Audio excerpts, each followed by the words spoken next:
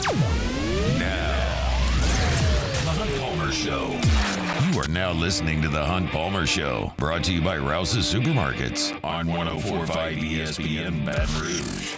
Locking down the middle of the day. Live from the Mercedes-Benz of Baton Rouge studios. This is Hunt Palmer.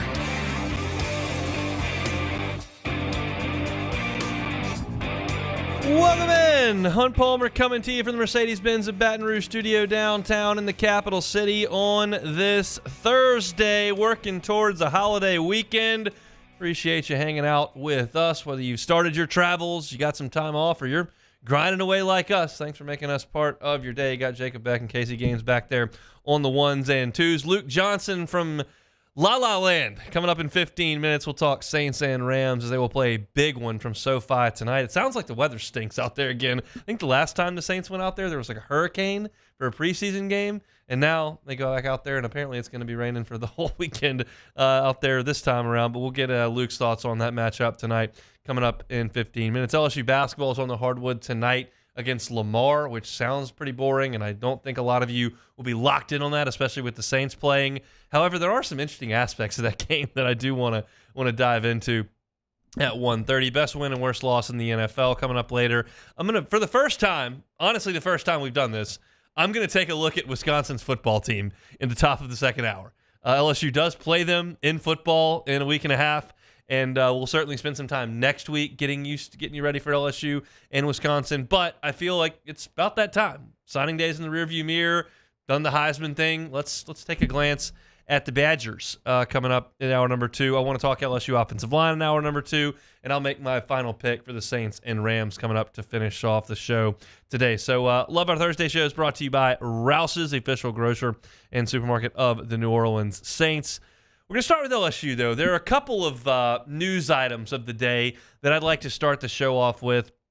And the first is Mekhi Wingo met with the media today after practice. He did participate fully in practice again today. I told you when we went out there on Tuesday that he was participating fully and wearing the number 18. And it was, I thought, boded well for LSU when you're talking about a guy that missed the back half of the season that has an opportunity to explore the NFL.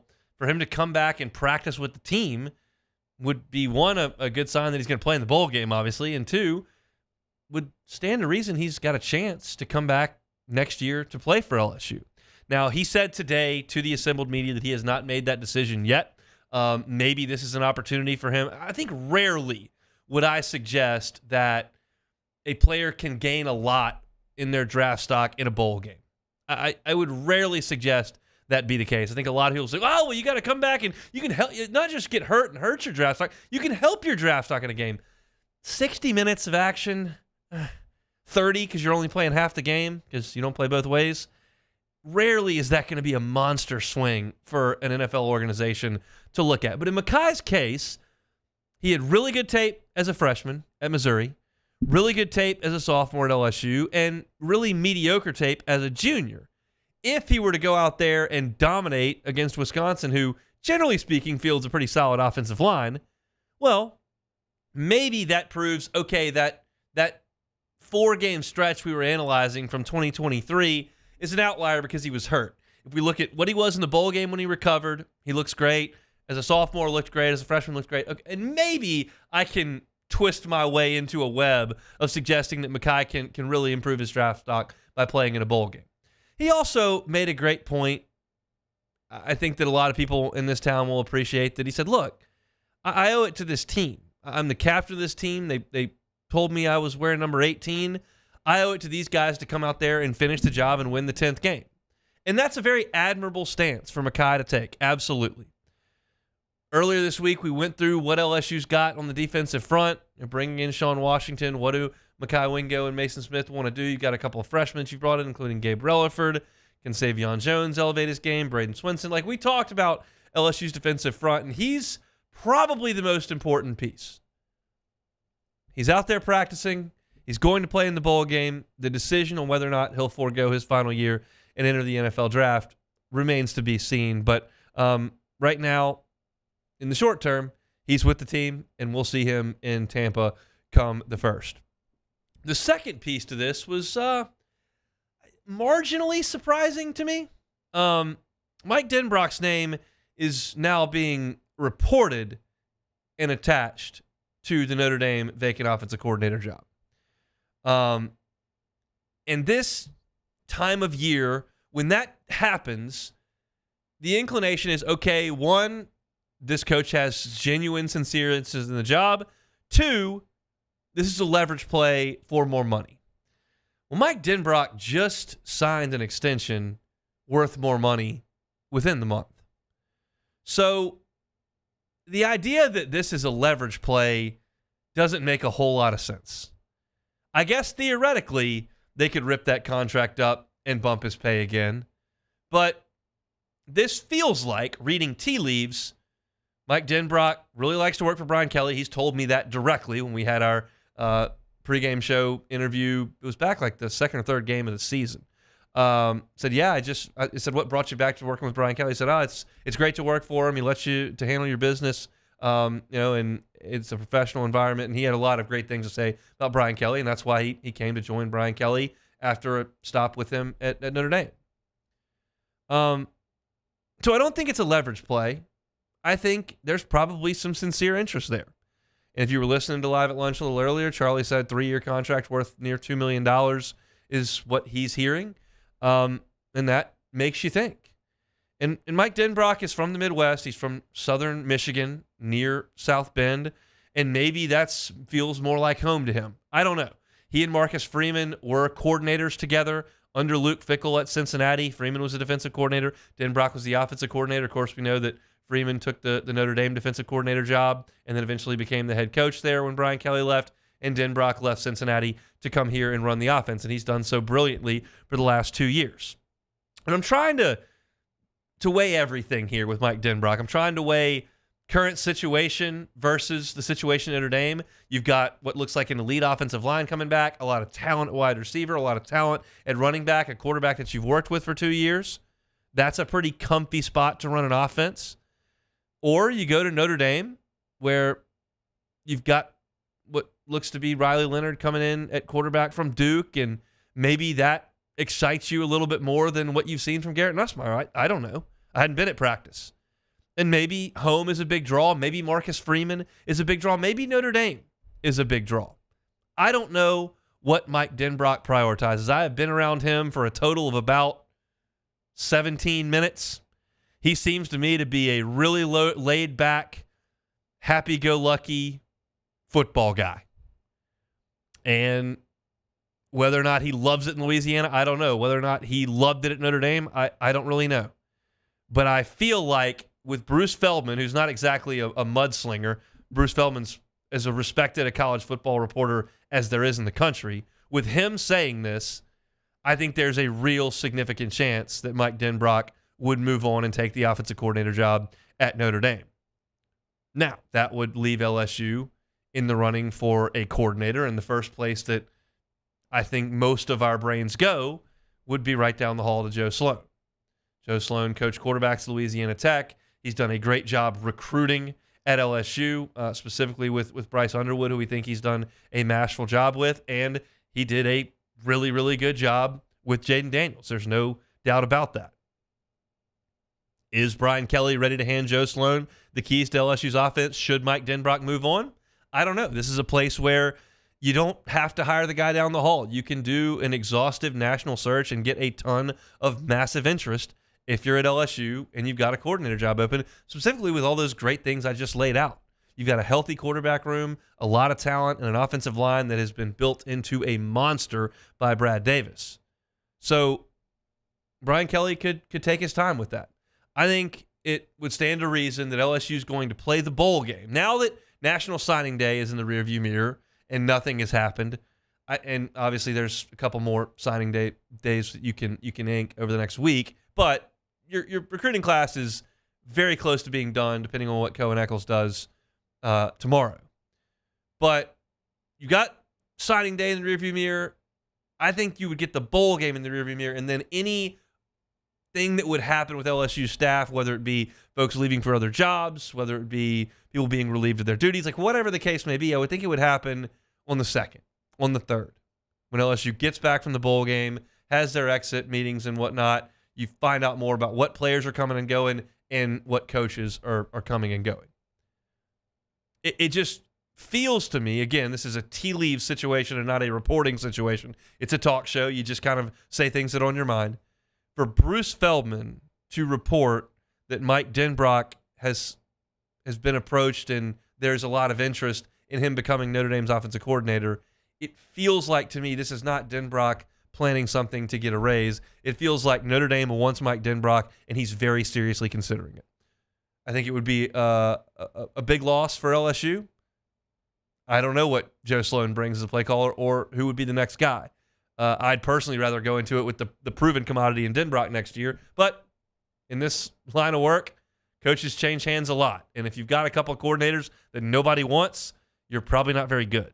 So it's that time of year. The coaching carousel spinning. There are a lot of balls up in the air, a lot of things happening, and we'll try to keep you abreast of them as best we can. LSU got off the practice field a little bit earlier today, and that's kind of the news of the day. Mekhi Wingo has not made a decision on his future, but will play in the bowl game. Mike Denbrock, Notre Dame or not, we'll have to see over the next 2 weeks' time. Let's head out to Los Angeles. Luke Johnson covers the black and gold. Big one for the Saints and the Rams tonight from L.A. We'll get the latest next.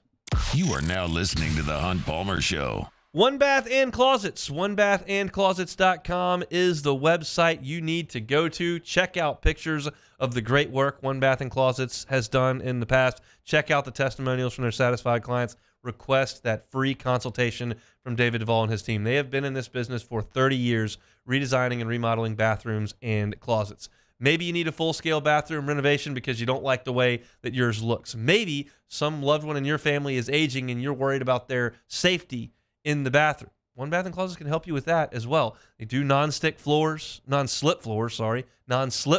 do guardrails around the toilet, bathtub, shower areas. They'll put in a walk-in tub if that's more convenient and safer for the loved one in your life. Just give them a call or go to the website, onebathandclosets.com, and request that consultation so David Duvall and his team can tell you what they can do for you. Financing options are available if you're worried about writing that check. They can help you out with that to make sure that what needs to be done in your bathroom, your closet, gets done. Check out that website, onebathandclosets.com. Our listeners fire off their opinions on the jimsfirearms.net hotline at 499-1045. Keep listening for your next chance to shoot us your thoughts with the jimsfirearms.net hotline on 1045 ESPN Baton Rouge. Bayou Ford is taking $15,000 off MSRP on new 23 Ford Expedition. $15,000 off new Ford Expedition. And all new Bayou Ford vehicles come with a 1 million mile warranty. The crew at Bayou Ford is going to do right by you. Bayou Chrysler Dodge Jeep Ram has $10,000 off MSRP on new 23 Jeep Grand Cherokee. $10,000 off new Jeep Grand Cherokee. And all new Bayou Automotive vehicles come with a 1 million mile warranty. The crew at Bayou Automotive is going to do right by you. The importance of doing this Fortified program and offering it to people down here is, number one, the only real chance you're going to get to do this is when you put on a new roof or build new. And through companies like HUDCO, who's kind of leading the way in this thing, it's going to offer the customers a huge advantage in the insurance market and the price of their insurance. You know, we're not looking to make a fortune off fortifying. We're trying to give you a better product than our competitor at the moment. I'm trying to do something that he can. I'm trying to give you something better. So a lot of these insurance jobs, you're getting a re-roof, you're only paying your deductible. Let's sit down and talk about the Fortified and let's see what it does to your insurance premium. You're getting a steal. Yeah. You're getting a brand new roof and a Fortified certificate for your deductible, essentially. And I think we're rocking and rolling.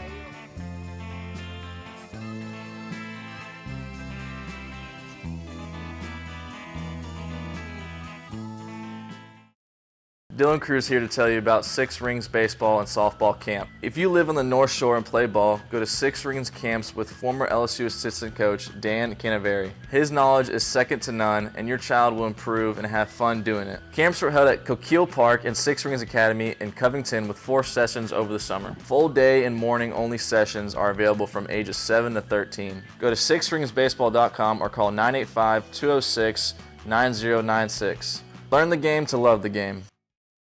Electricity is all around us, and our families depend on it. Every day is sparked by the power of a cold drink or a warm meal. a movie night, and a comforting light at the end of a dark hallway. From sunrise to sunset, playtime to bedtime, our team is ready to take care of your electrical needs. Even in the case of an after-hours emergency, the light in your life shines brighter with Mr. Electric. The interior of an Infiniti is thoughtfully designed to be all about you.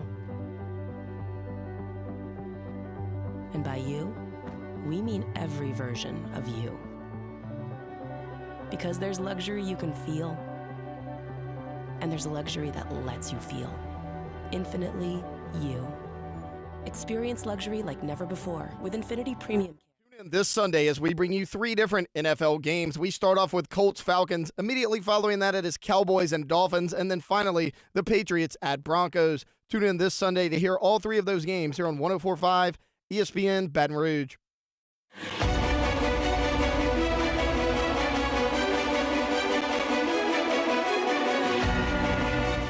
You're listening to the Hunt Palmer Show on 104.5 ESPN Baton Rouge.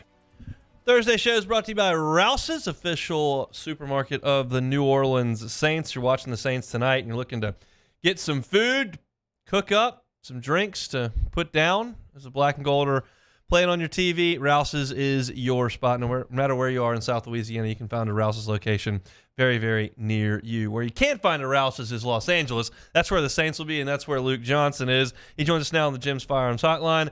Luke, last time you were in L.A., I think there was a hurricane, and now it's raining again. It never rains there. What's the problem? Yeah, am I the bad luck, or is this cloud following me from New Orleans out here? I don't know, man. This is absolutely bizarre. It's been raining literally the whole time I've been here. I've been here for 24 hours now. That's crazy. Well, it's going to be a big one inside SoFi tonight. I've asked you this a bunch of times over the last 6 weeks, but I feel like I might get a different answer this time. Vibes better after winning 2 games at home than they were 3 weeks ago? Vibes are so much better. Yeah. It's kind of night and day difference between now and when they're on that 3-game losing skid. I feel like there's actually some confidence in the building right now. Last week was probably their most complete overall performance, maybe even more so than the Patriots game. So they're feeling good, but this is going to be a huge test to that. This is probably the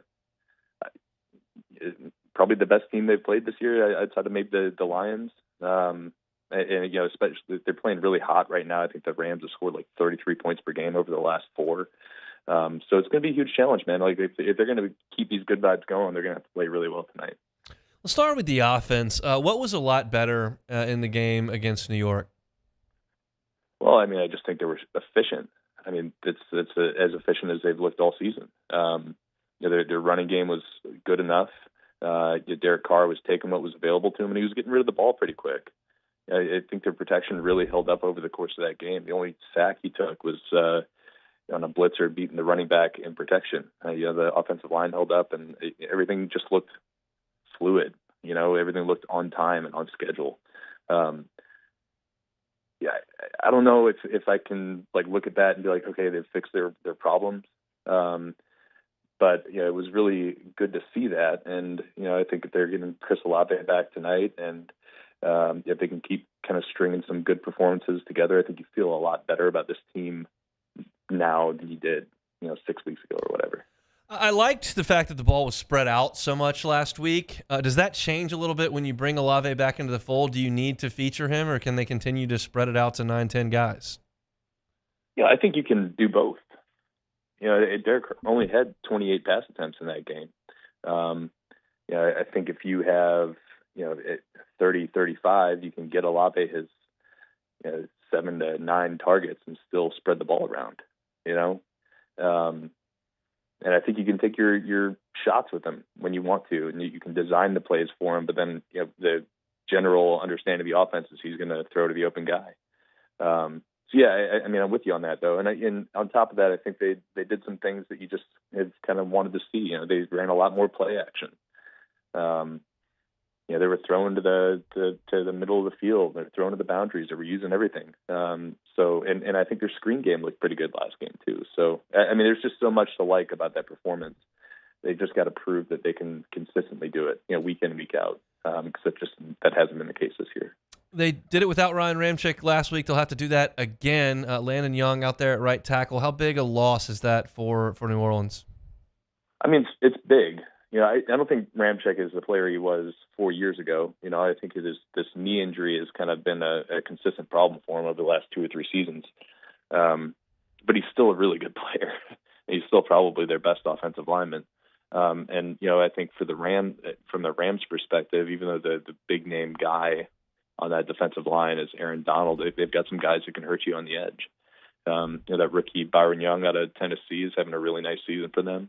They're going to need Landon Young to hold up, and they're going to need to probably give him some help out there. But kind of fact of life in the NFL. How much of the pass rush last week for the Saints was the Lions being the worst offensive line, the Giants being the worst offensive line in the NFL, and how much did they kind of find some juice up front? That's a good question, man. I think we're going to find out the answer tonight because the Giants are a really, really bad pass blocking team. That is for sure. But I think the Saints have also done some nice things the last couple of weeks and changed things up a little bit after being just really underwhelming as a pass rushing unit all season. They sent some more second level blitzes. They're using Zach Bond as an edge rusher. They're getting some speed and athleticism on the field. They're doing some nice things. Let's see if it can actually impact this game. I think Matthew Stafford is a quarterback that kind of plays into their strengths, right? He's a pocket passer, a guy who's going to stay back in there and sling it. He's not going to hurt you with his legs, and I think that works to the Saints' benefit. But I have to see it against a good team. This is kind of like the whole story with the Saints this year. It's like they have these moments where you're like, man, this looks really good. Can they do it against a good team? And tonight's a really good opportunity for them to show they can. Can the Saints win tonight without a turnover? Yeah, I think they can. I think the Rams' defense is gettable, and I think their strengths. The Rams' strengths can play into the Saints' strengths. The only thing that really worries me about tonight's game from a Saints perspective is they got a stud running back, and they have a really, really good scheme. This guy's leading the NFL.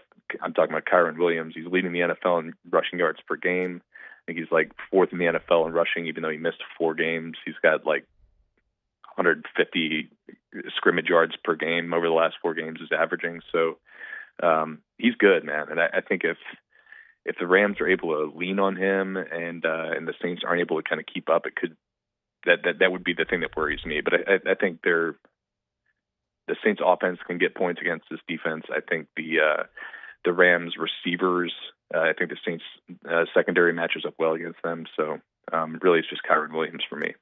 And look, when the Saints played Detroit with Jared Goff, that Detroit scored on them. And when they played Trevor Lawrence in Jacksonville scored on them. And Tommy DeVito and Bryce Young, no, they didn't. But I think the Rams are going to score. If the Saints need to score 31 points tonight, do you think they can do it? I think they can, yeah. And I'm with you on that too. Like, I just got done talking about, I think they match up well, but I think the Rams are going to, they have an explosive offense. I think the Saints are going to need to score 28, 30, 35 points. And I think it's possible. I just, it's what version of the Saints are we going to see tonight? Are we going to see the one that we saw a lot early in the season where they moved the ball well and they can't score in the red zone? Or are we going to see the one that has been, they've scored 9 touchdowns in the last 10 red zone trips? I think if they are on this team that is continuing to kind of ascend offensively, then yes, they have done for big chunks of the season, then they're probably in for a long night. I'm curious. I don't have as good a feel on SoFi and the Rams fan base. If you go to Philly, you go to Kansas City, I got a pretty good sense you're going to be up against it from a crowd perspective. What kind of environment do you expect in there tonight? I don't expect a great environment. Yeah. It's nasty outside. It's kind of a pain in the butt to get literally anywhere in LA. Yep. And you're going to this game, like the game's starting at like rush hour time here. So,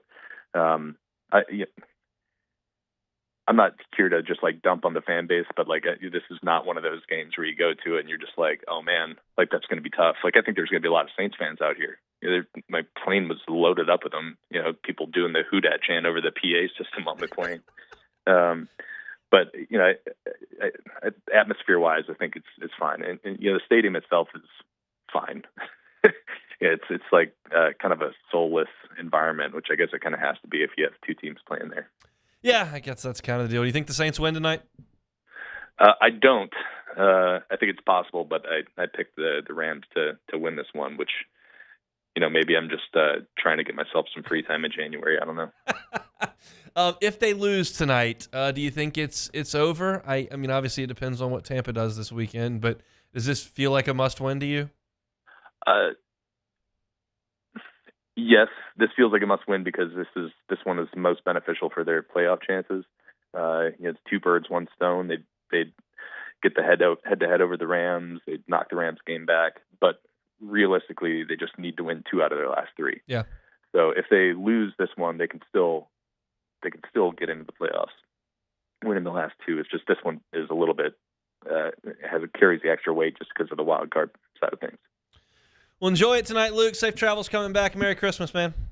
Sounds good, man. Thanks for having me on. Luke Johnson with The Advocate at by Luke Johnson on Twitter for all your Saints news. He'll be in SoFi tonight. It's just one of those deals.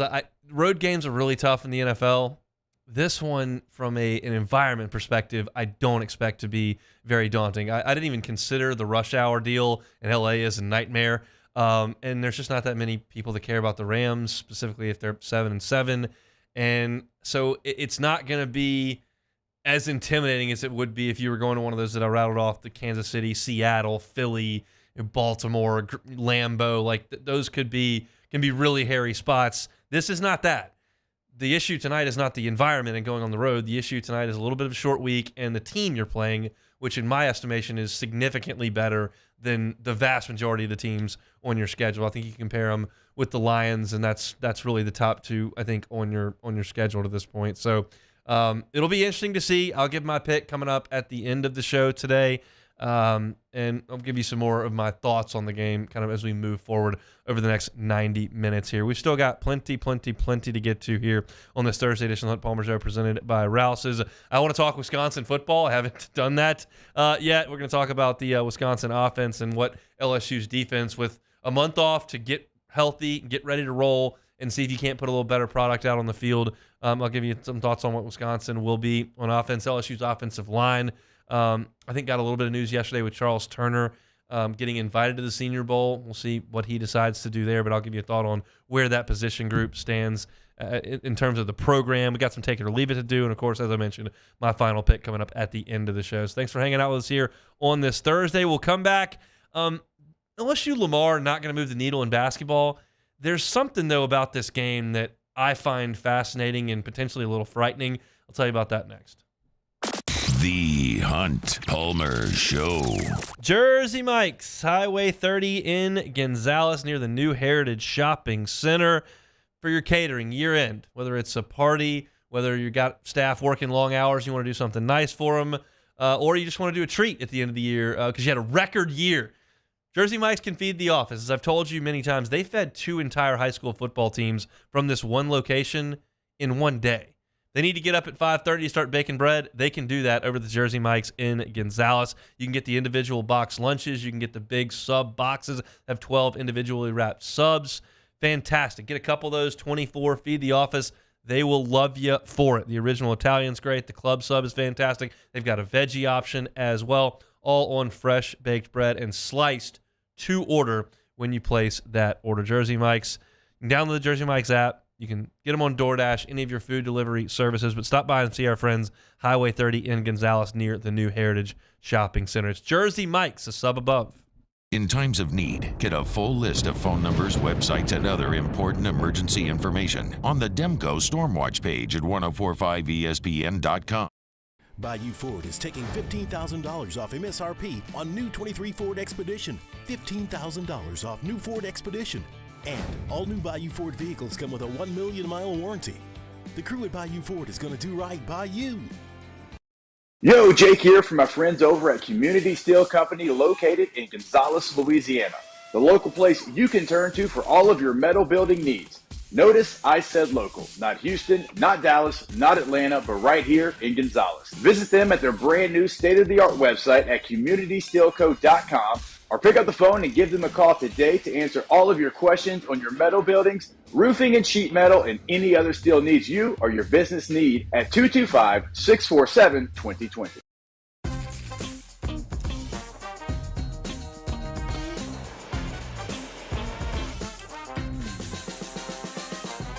The best kept secret in town is out. Discover Tallulah at the Renaissance Hotel on Bluebonnet.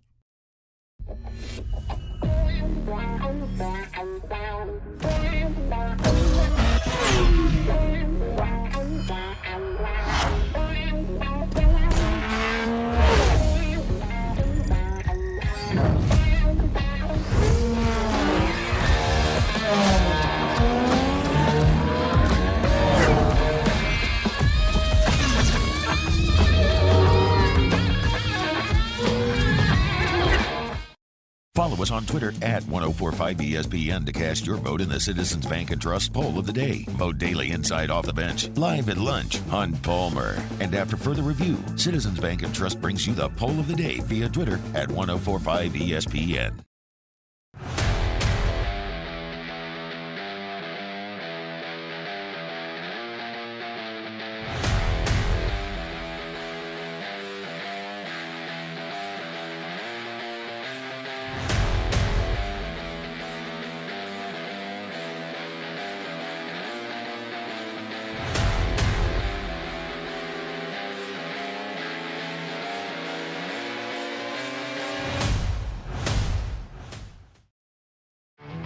There it is, the extra mile, on the border of expected and extraordinary for those willing to go further, like vans customized for work or play, with safety and tech to keep you connected, supported by a 5-star sales, service, and finance team, and backed by the 1-star you know. So go the extra mile. It's never crowded, because so few have what it takes to go there. Mercedes-Benz Vans. At Relief Windows, we're more than windows. We're windows, doors, party plank, and vinyl siding. But our number one product is always customer satisfaction. It's Matt Moscona inviting you to join us for Thursday's AFR, presented by the Aesthetic Medicine and Anti-Aging Clinics of Louisiana. It's game day, Saints and Rams. Mike Triplett joins us. We'll give you a final preview and prediction, 3 to 6, 104.5 ESPN, Baton Rouge.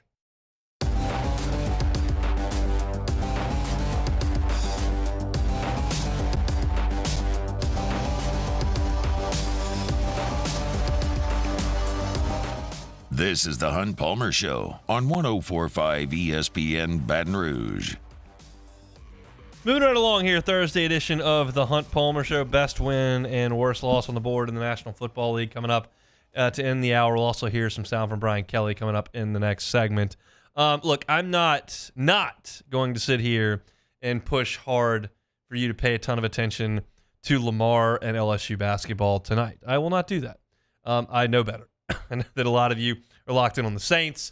You might be watching Christmas movies tonight and wrapping some presents and enjoying some family time, and I got you. But I did come across something as I gave a cursory look at this game, and it made me go, oh, really? Not great. Look, Lamar is 5-6, and they haven't even played a Power 5 team, Power 6 team yet. It's not a good basketball team. Don't get me twisted here. However, there's a matchup here that gives me a little bit of a pause. Lamar averages 83 points per game. They're 39th nationally. And I went and I said, okay, let's look at some statistics here for Lamar. I'm not going to spend too much time on Lamar Cardinal basketball, but let me look at this. 80, that's pretty good clip to be scoring at. Oh, they've got 3 guards who shoot 42+% from the three-point line. That's excellent shooting. BB Knight shoots 45% for him.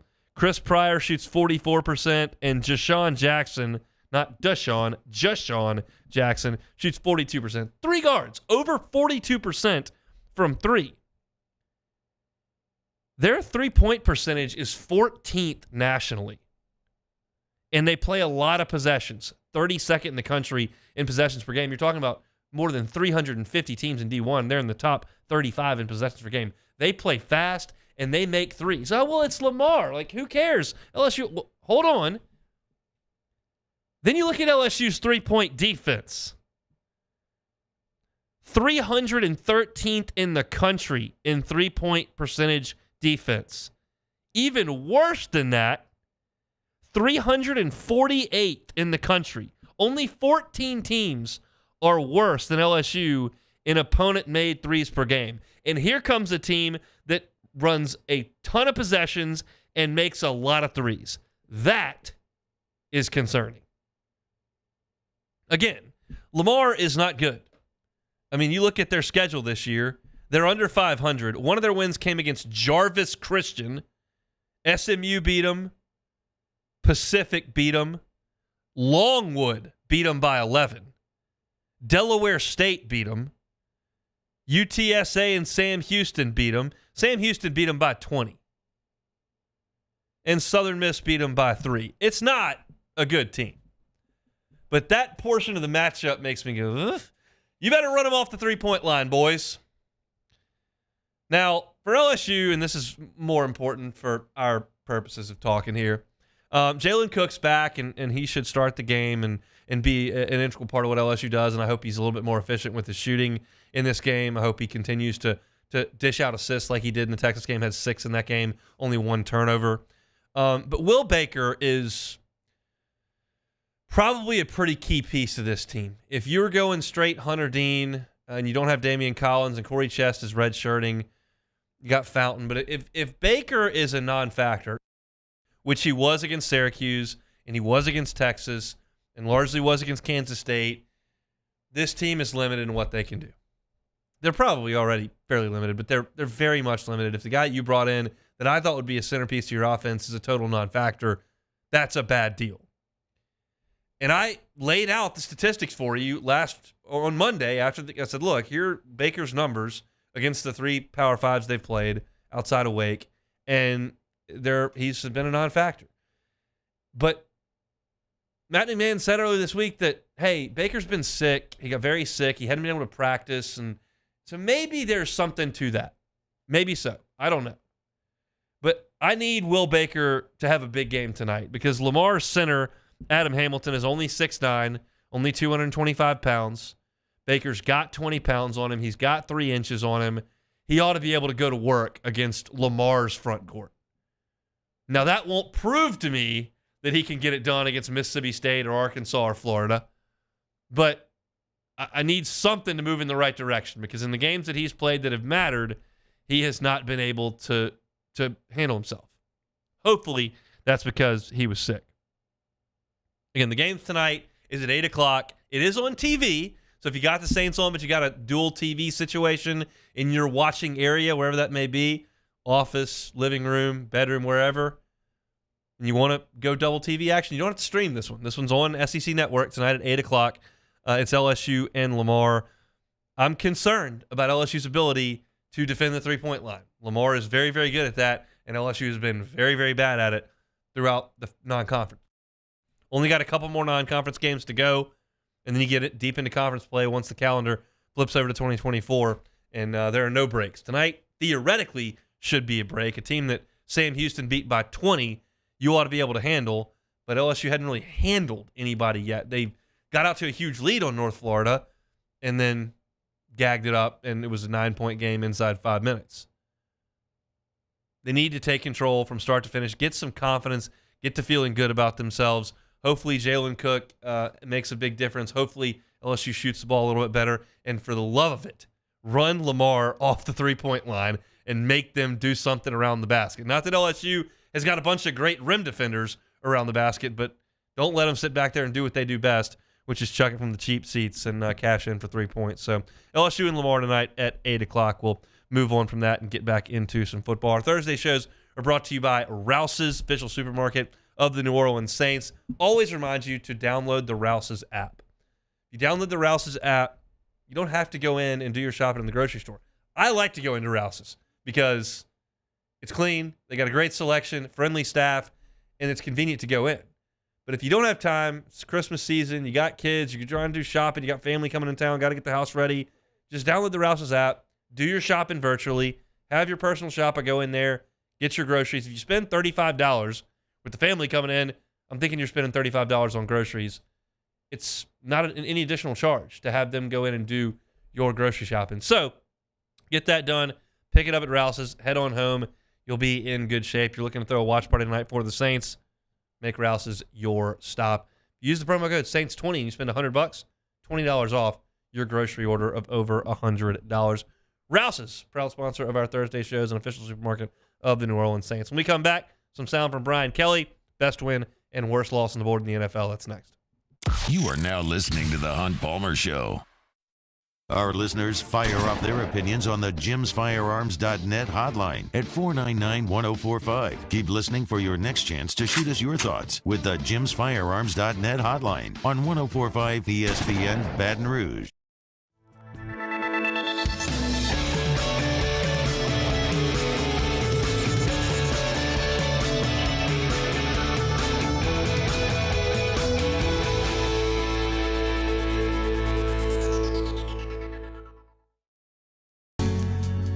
Was a humid day, barefoot children play, looking for that summer shade. Time just slips away. Oh, Louisiana, some kind of hold on me. Like cypress stumps, your roots are planted deep inside of me. At Relief Windows, we're more than windows. We're windows, doors, party plank, and vinyl siding. But our number one product is always customer satisfaction. Visit us online at reliefwindows.com. Oh, by the way, we do shutters too. Gulf Coast Bank and Trust is giving our customers the power to bank anywhere, anytime during this challenging event. And we're right there with you. Our mobile banking app is a smart way to manage your money and time. Gulf Coast Bank and Trust, the bank that cares about you. Dylan Cruz here to tell you about Six Rings Baseball and Softball Camp. If you live on the North Shore and play ball, go to Six Rings Camps with former LSU assistant coach Dan Canaveri. His knowledge is second to none, and your child will improve and have fun doing it. Camps were held at Coquille Park and Six Rings Academy in Covington with 4 sessions over the summer. Full day and morning only sessions are available from ages 7 to 13. Go to sixringsbaseball.com or call 985-206-9096. Learn the game to love the game. Electricity is all around us, and our families depend on it. Every day is sparked by the power of a cold drink or a warm meal, a movie night, and a comforting light at the end of a dark hallway. From sunrise to sunset, playtime to bedtime, our team is ready to take care of your electrical needs, even in the case of an after-hours emergency. The light in your life shines brighter with Mr. Electric. The interior of an Infiniti is thoughtfully designed to be all about you. And by you, we mean every version of you. Because there's luxury you can feel, and there's luxury that lets you feel. Infinitely you. Experience luxury like never before with Infiniti Premium Care, included with the 2023 QX80 at your local retailer. Follow us on Twitter at 1045ESPN to cast your vote in the Citizens Bank and Trust poll of the day. Vote daily inside Off the Bench, live at lunch, Hunt Palmer. And after further review, Citizens Bank and Trust brings you the poll of the day via Twitter at 1045ESPN. I've been doing business with Luba for 25 years. They're dependable, trustworthy. It's just the attention to detail with our clients. Our folks have years and years of experience.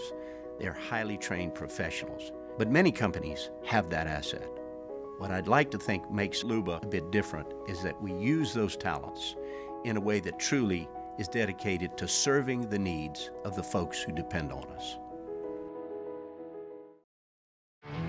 There it is, the extra mile, on the border of expected and extraordinary for those willing to go further, like vans customized for work or play, with safety and tech to keep you connected.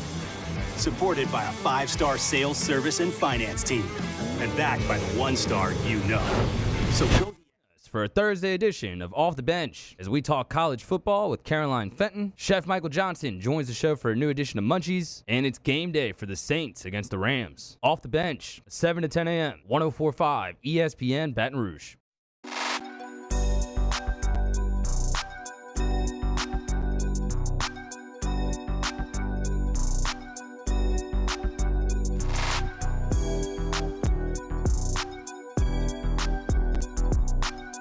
You're listening to the Hunt Palmer Show on 104.5 ESPN Baton Rouge. What a monster weekend in the NFL coming up this weekend. It starts tonight, obviously, with the Saints and the Rams in a huge game for both of these teams who come into the game 7-7. Steelers and Bengals on Saturday is huge. Bills and Chargers, huge for Buffalo, coming up on Saturday as well. Still got monster games that feature Browns and Texans. Jaguars and Bucks is huge for both teams. Cowboys and Dolphins is massive. The Broncos are on the playoff picture. They're going to be playing on Sunday night against the Patriots. Then on Monday, got a triple header on Christmas Day. Raiders and Chiefs. Chiefs trying to figure things out. You got the Eagles competing for home field advantage in the NFL. You got the Ravens and 49ers in a monster matchup of the teams that lead their respective conferences at 7:15 on Monday Night Football from out in Santa Clara. So, just huge games all the way from Thursday through Monday. The NBA tries to take control of Christmas Day and really have in the past. The NFL kind of knocked on the door today and said, we're going to take control this weekend. Best win and worst loss. We do this every week on Thursdays. To me, I think the best win would be the Cowboys winning in Miami. And I say that, and you would say, well, what about Baltimore going to the 49ers?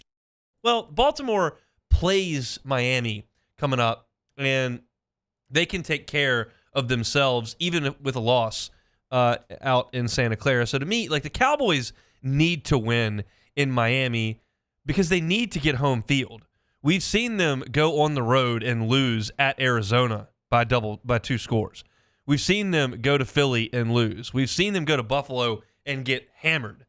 They need to be playing their playoff games at home if they care to keep advancing.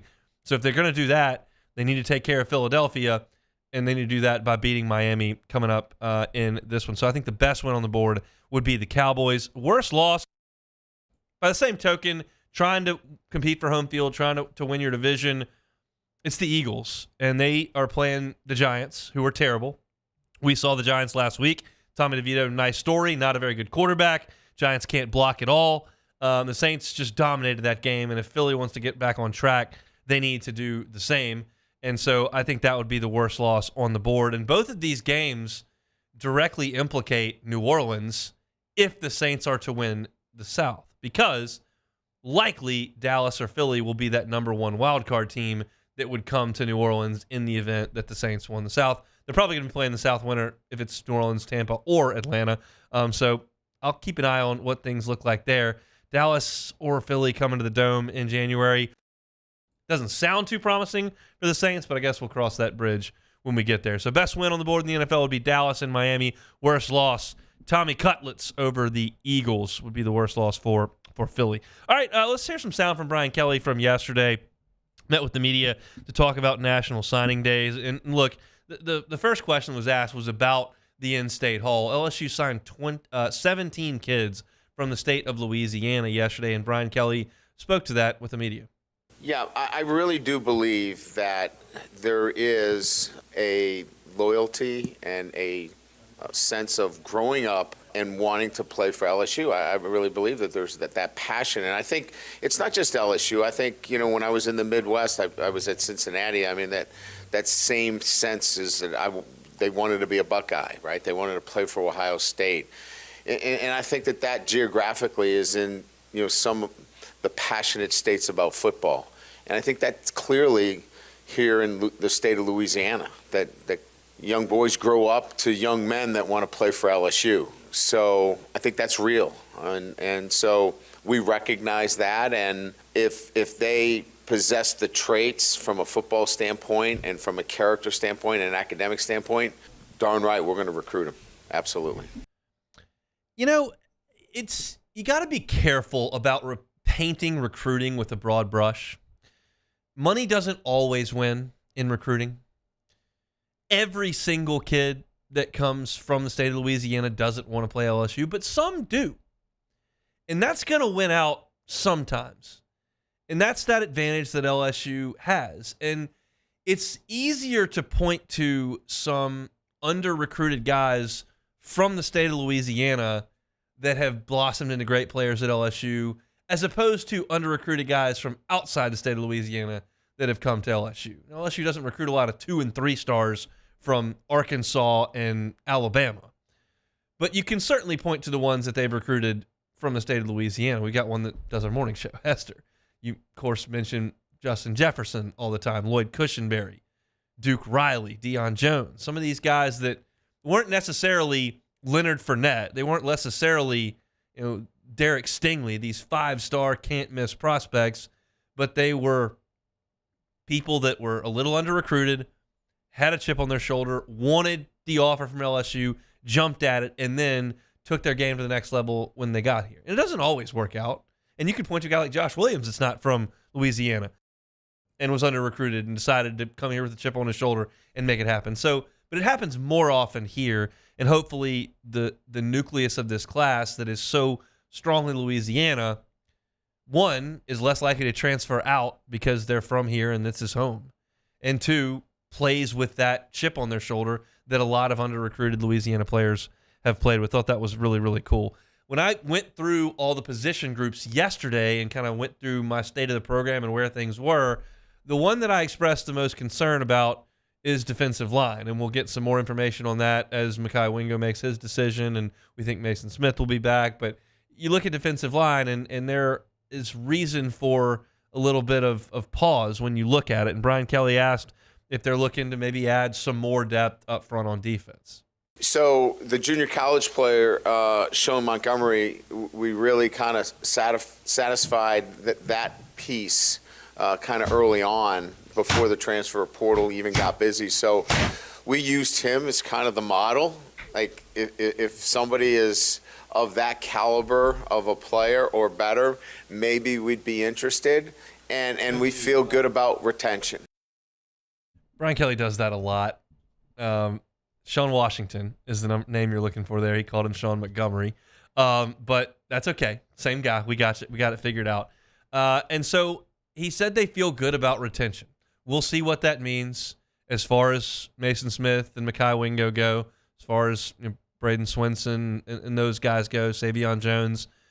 That portal window's open for a little bit longer, and then you've obviously got the draft that people will consider. But it sounds like, based on conversations that he's had, that they're going to run this thing back with a lot of the same guys that were on this LSU defensive front. Hopefully, Sean Washington, not Montgomery, is a plug-and-play guy that can give you a lot of depth.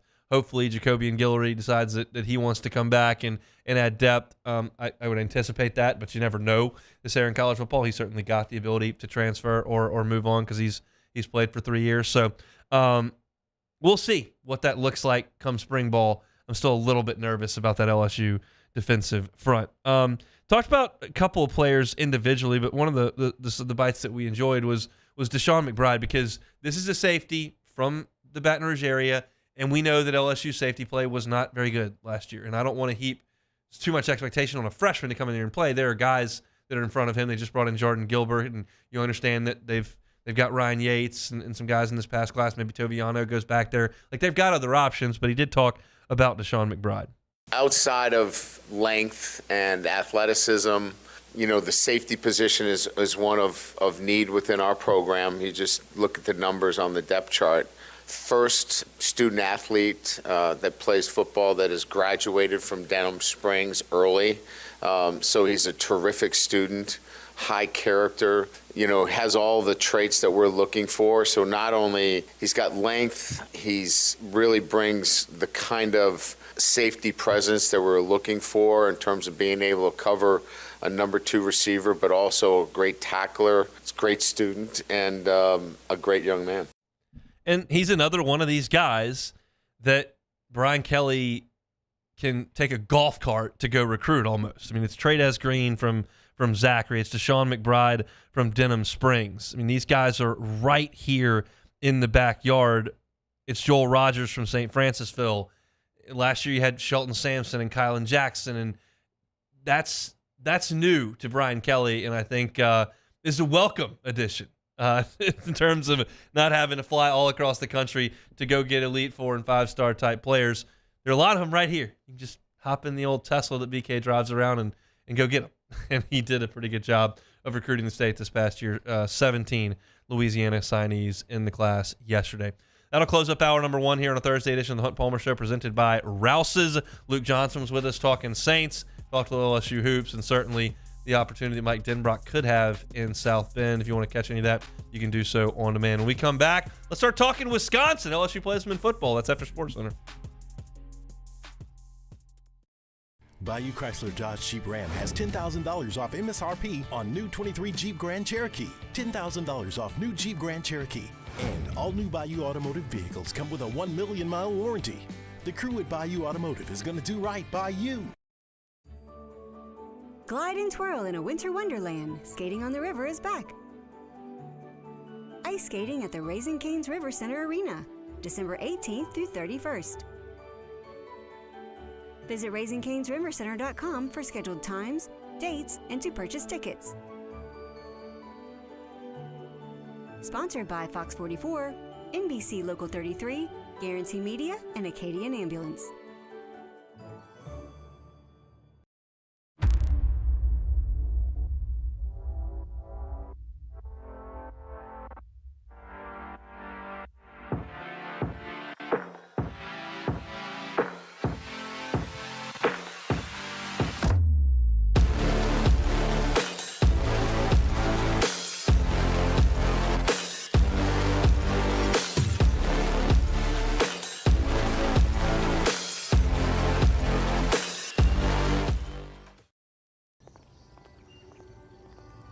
Would a couple that just came from a couples massage have any use for the massage seats of the Infiniti QX60?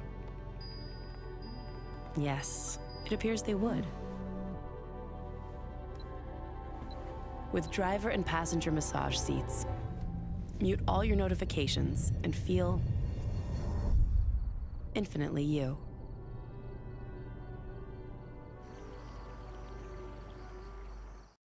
Dylan Cruz here to tell you about Six Rings Baseball and Softball Camp. If you live on the North Shore and play ball, go to Six Rings Camps with former LSU assistant coach Dan Canaveri. His knowledge is second to none, and your child will improve and have fun doing it. Camps were held at Coquille Park and Six Rings Academy in Covington with 4 sessions over the summer. Full day and morning only sessions are available from ages 7 to 13. Go to sixringsbaseball.com or call 985-206-9096. Learn the game to love the game. Electricity is all around us, and our families depend on it. Every day is sparked by the power of a cold drink or a warm meal, a movie night, and a comforting light at the end of a dark hallway. From sunrise to sunset, playtime to bedtime, our team is ready to take care of your electrical needs. Even in the case of an after-hours emergency, the light in your life shines brighter with Mr. Electric. There it is, the extra mile, on the border of expected and extraordinary for those willing to go further, like vans customized for work or play, with safety and tech to keep you connected, supported by a 5-star sales, service, and finance team, and backed by the 1-star you know. So go the extra mile. It's never crowded, because so few have what it takes to go there. Mercedes-Benz Vans. I've been doing business with Luba for 25 years. They're dependable, trustworthy. It's just the attention to detail with our clients. Our folks have years and years of experience. They're highly trained professionals, but many companies have that asset. What I'd like to think makes Luba a bit different is that we use those talents in a way that truly is dedicated to serving the needs of the folks who depend on us.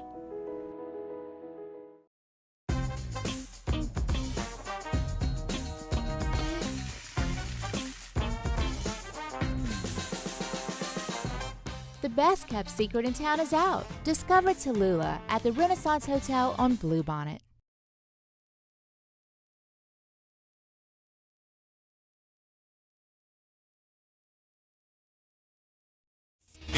Sports Center. I'm Doug Brown. It would cost Florida State an exit fee of about $120 million to leave the ACC. But ESPN's Andrea Adelson reports the University Board of Trustees may at least talk about that at a meeting tomorrow morning.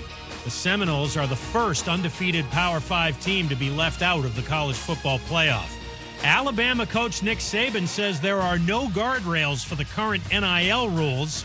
Saban believes something will have to change. Maybe people start dropping sports because the finance part of it can't make sense in terms of what you can reinvest in non-revenue sports, or some players out there don't get what they were promised and there's lots of lawsuits. Nick Saban on the Pat McAfee Show. Steelers defensive lineman Cameron Hayward is now cleared from the concussion protocol. He's expected to play Saturday against the Bengals.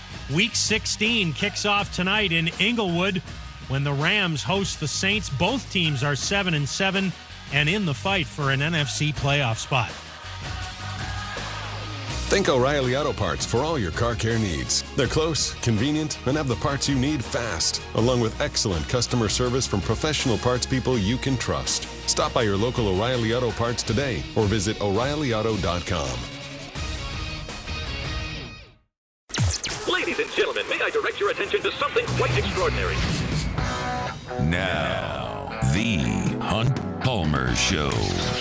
The Hunt Palmer Show on 104.5 ESPN Baton Rouge. Brought to you by Rouse's Supermarkets. Live from the Mercedes-Benz of Baton Rouge Studios. This is Hunt Palmer. Hour 2 on a Thursday. Working towards the long holiday weekend. Hunt Palmer Show, 104.5 ESPN Baton Rouge. I'm looking forward to drive up to Shreveport tomorrow. It's going to be a fun Christmas with my family. We'll be doing the show tomorrow. Then I'll head up there. We'll be off on Monday, and we'll be off on Tuesday. But back in action on Wednesday. And at that point, we'll, in earnest, really start to get you ready for the ReliaQuest Bowl between Wisconsin and LSU. Why do you say it like that, Hunt? Because it's a weird name, and it sounds easy to make fun of. I know. I think it's just a lot of people still not very happy with your take on the bowl game. They're not. Look, I was on Chuck Dunlap's show Tuesday, and he said, "Look, I like Tampa. That's a good place to go, especially when it's warm." And I said, "It is. I've been." And he's like, "Well, what kind of crowd do you think?" And I said, "I don't think it's gonna be very good for LSU. This place will take Omaha over in June. You go play in the Rose Bowl or Lambeau, they'll fill half that place up. Like, LSU will travel when they're really invested or have a chance to win a championship. You tell me the Heisman Trophy winner's taking a seat and your 9-3 team's playing 7-5 Wisconsin in the ReliaQuest Bowl, that's just not going to register with a lot of people in Baton Rouge. It's just, that's not going to be something they invest their disposable income on. Again, this team goes to Omaha in June, they'll rename the place Baton Rouge North. But this one, I don't know. And that's why we haven't spent a lot of time talking about this game. For me, none. We went from the A&M game to the Pac-12 championship game, basically, that we all paid attention to. Then the Heisman was the next weekend. And now it's recruiting season, and nobody's really paying attention to the fact that LSU is playing Wisconsin. Well, I took the liberty of doing some Wisconsin research today to kind of introduce you to the Badger offense here. How's that Wisconsin accent? Was that good? It wasn't bad. Badgers?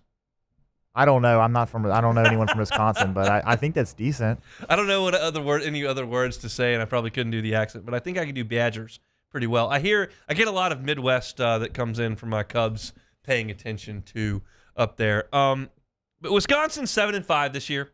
Year one under Luke Fickell. They went 5-4 in the Big Ten. They beat Buffalo by 21. They beat Georgia Southern by 21. They won at Purdue by 21. They beat Rutgers by 11. They won at Illinois by 4. They beat Nebraska by 7. Beat Minnesota in that big rivalry game by 14. 7 wins, 5 losses. They lost at Washington State by 9. Lost to Iowa in what I think was a 15-6 game by 9. They lost against Ohio State by 14, lost to Indiana by 6, lost to Northwestern by 2 scores. It's not a very good team. It's just not. And offensively, the numbers are putrid. Their scoring offense ranked 101st in the country this year at 22.8 points per game.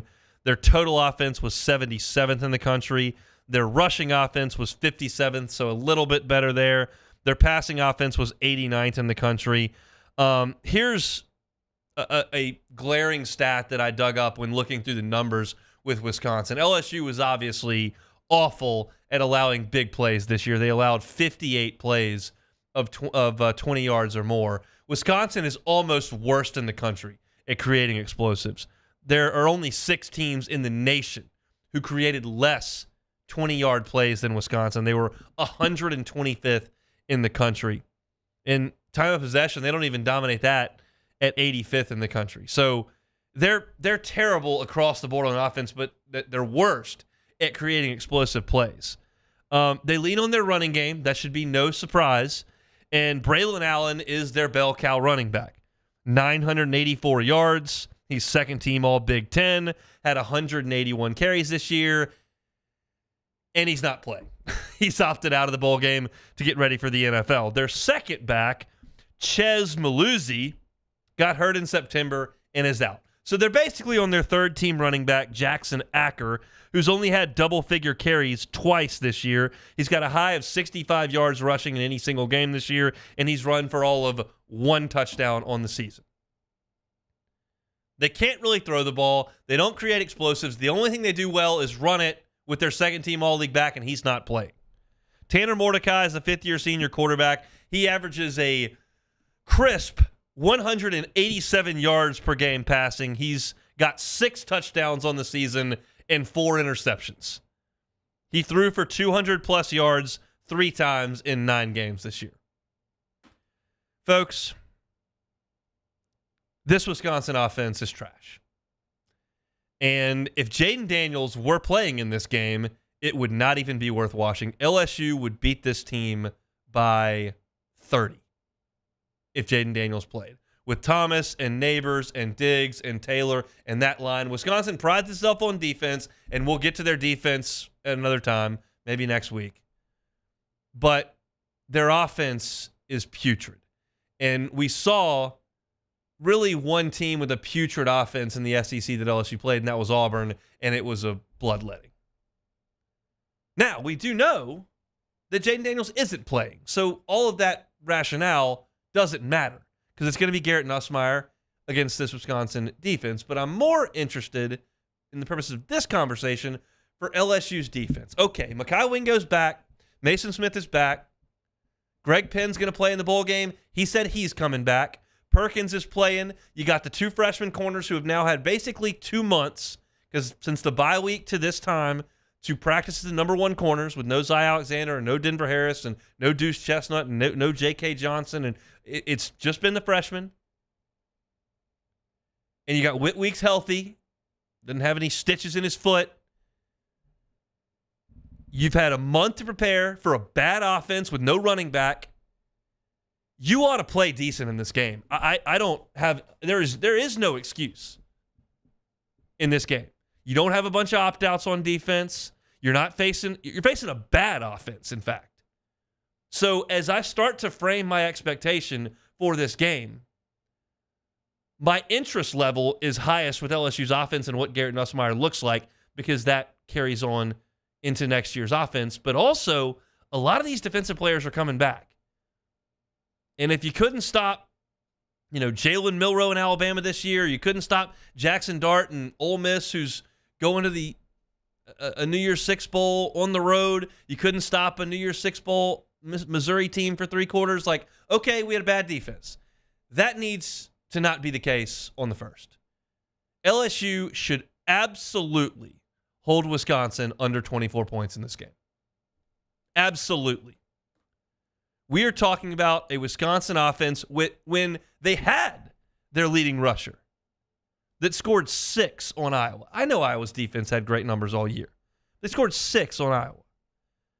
They scored 24 on Rutgers, 25 on Illinois. Stepped up in class, played Ohio State, scored 10. They played Indiana and scored 14 points with their second-team All-League back.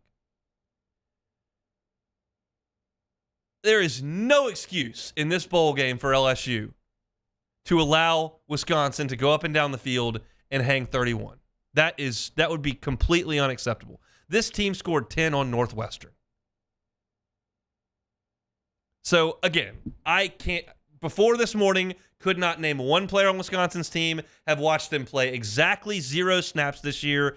No context to what Wisconsin was. That was the case when the bowl game was announced after the SEC Championship game, and that was the case this morning. I've now done some looking, and we'll get into Wisconsin's defense, which has played well this year. Luke Fickle's done a good job with that unit. But if we're just talking about Wisconsin's offense against LSU's defense in a matchup of two units that have really struggled this year, LSU's defense should absolutely have the upper hand in this matchup. And you know how critical I've been of LSU's defense since before they even played this game. I picked Florida State because I didn't think LSU could cover them, and they couldn't. No more excuses on January 1st.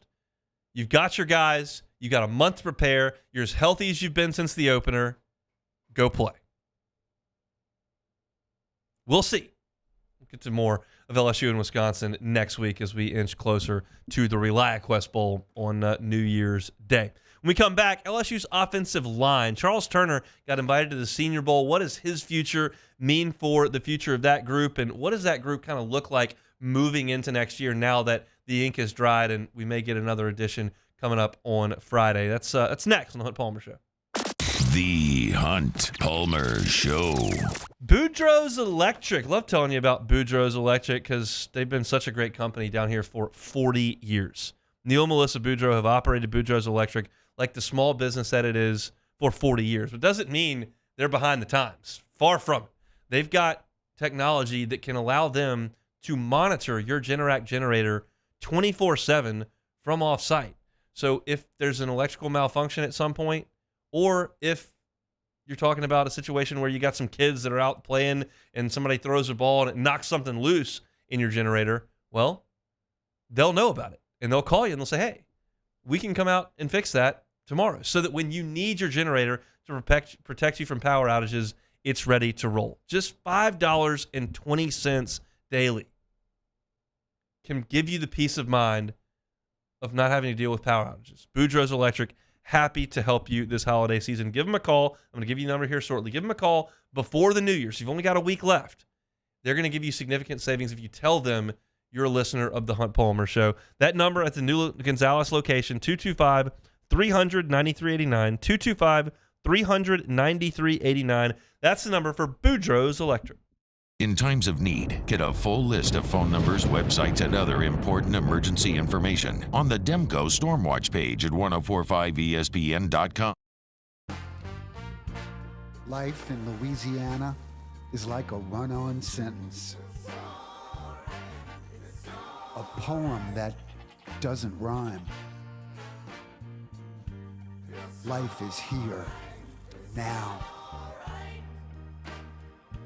For life's moments, big and small, always there. The right card, the right care. There it is, the extra mile, on the border of expected and extraordinary for those willing to go further, like vans customized for work or play, with safety and tech to keep you connected. Supported by a 5-star sales, service, and finance team, and backed by the 1-star you know. So go the extra mile. It's never crowded, because so few have what it takes to go there. Mercedes-Benz Vans. The Windsor Senior Living Community in Mandeville, Louisiana is a beautiful, vibrant apartment community geared towards seniors. They are nestled right in the heart of Mandeville, where seniors live a more carefree lifestyle in spacious apartments with the peace of mind that comes from having a little extra help. Call the Windsor at 985-624-8040 to schedule a lunch and tour. Come see how the Windsor can be your passport to peace of mind. Dylan Cruz here to tell you about Six Rings Baseball and Softball Camp. If you live on the North Shore and play ball, go to Six Rings Camps with former LSU assistant coach Dan Canaveri. His knowledge is second to none, and your child will improve and have fun doing it. Camps were held at Coquille Park and Six Rings Academy in Covington with 4 sessions over the summer. Full day and morning only sessions are available from ages 7 to 13. Go to sixringsbaseball.com or call 985-206-9096. Learn the game to love the game. The interior of an Infiniti is thoughtfully designed to be all about you. And by you, we mean every version of you. Because there's luxury you can feel, and there's luxury that lets you feel. Infinitely you. Experience luxury like never before with Infiniti Premium Care, included with the 2023 QX80 at your local retailer. Electricity is all around us, and our families depend on it. Every day is sparked by the power of a cold drink or a warm meal, a movie night, and a comforting light at the end of a dark hallway. From sunrise to sunset, playtime to bedtime, our team is ready to take care of your electrical needs, even in the case of an after-hours emergency. Sandgriff join us for the Friday edition of Live at Lunch from Rufino's on Highland Road. Lots of holiday spirit as we get ready for the Christmas break. Live at Lunch, 11 a.m. on Friday, 104.5 ESPN Baton Rouge.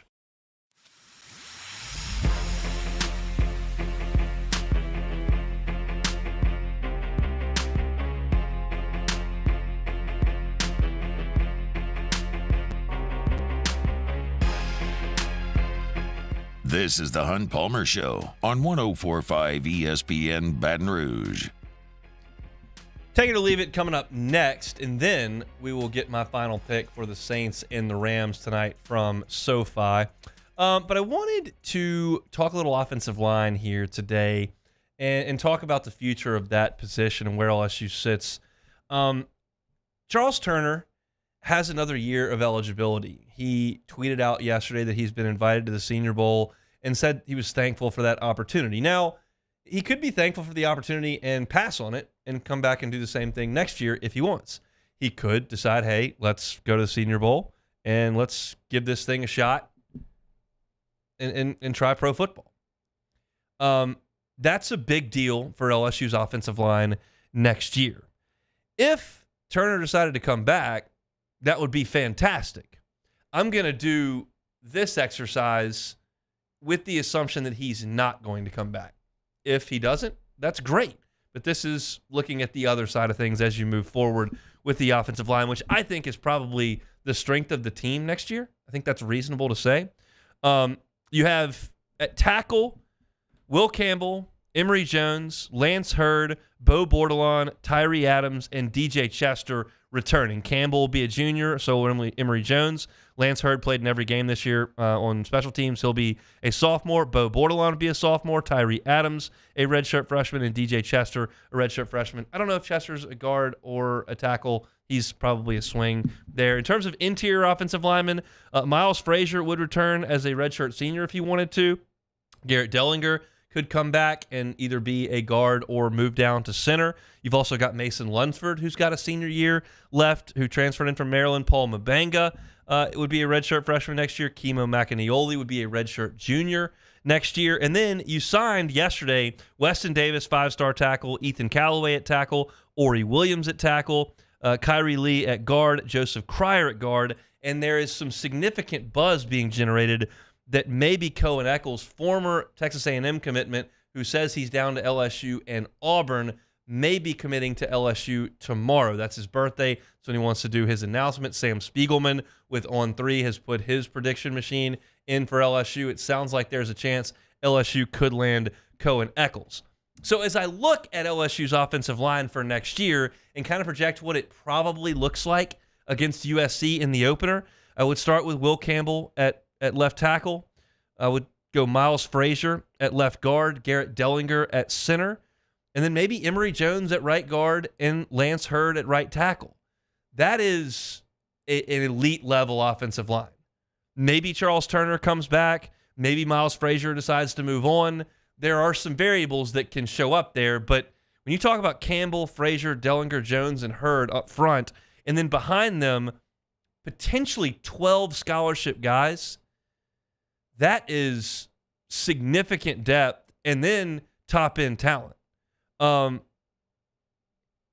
There are guys that could move here. Would it shock me if Chester played center? No. Would it shock me if Mubanga or Lunsford played center? No. I think Brad Davis is going to have the opportunity to mix and match, but I think where you start is at your tackles, where you know that Will Campbell is your left, and you have the choice to either go Emory Jones or Lance Hurd at right tackle. It felt like in September of this year that we were moving towards an inevitability of